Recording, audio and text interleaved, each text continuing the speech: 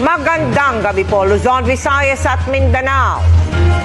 Idinadawit sina Congressman Pulong Duterte, Second Gentleman Attorney Mans Carpio at Michael Yang sa 6.8 billion pesos na shabu shipment noong 2018. Isiniwalat yan sa kamera ni dating Customs Intelligence Officer Jimmy Guban na nakatanggap din daw ng mga banta sa kanyang buhay dahil sa kaalaman niyang ito.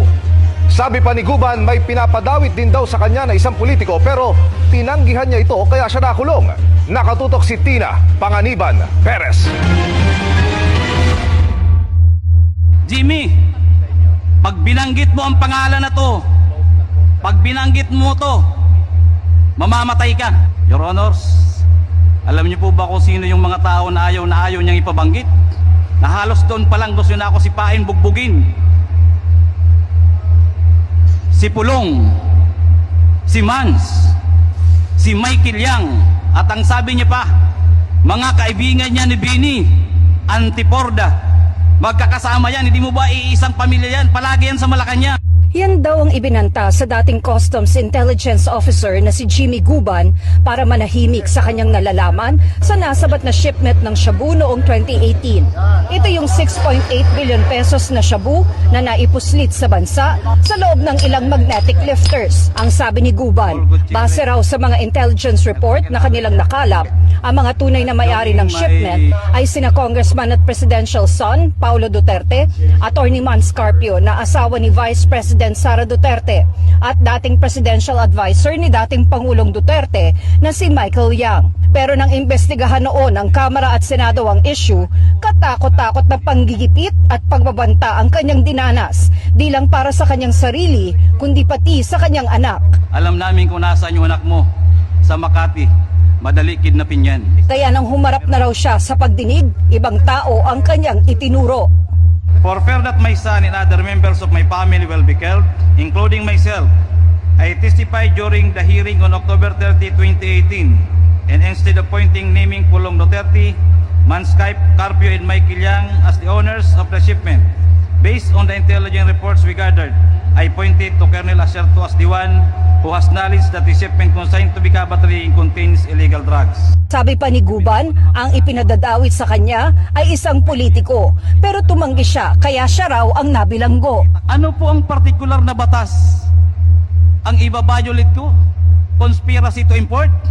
Or yun ang grand conspiracy na linisin ang pangalan ng First Family at si Michael Yang para pagsalitain pa ako at papirmahin na ang kasama doon sa importation na isang politiko na kalaban nila na hindi ako pumayag.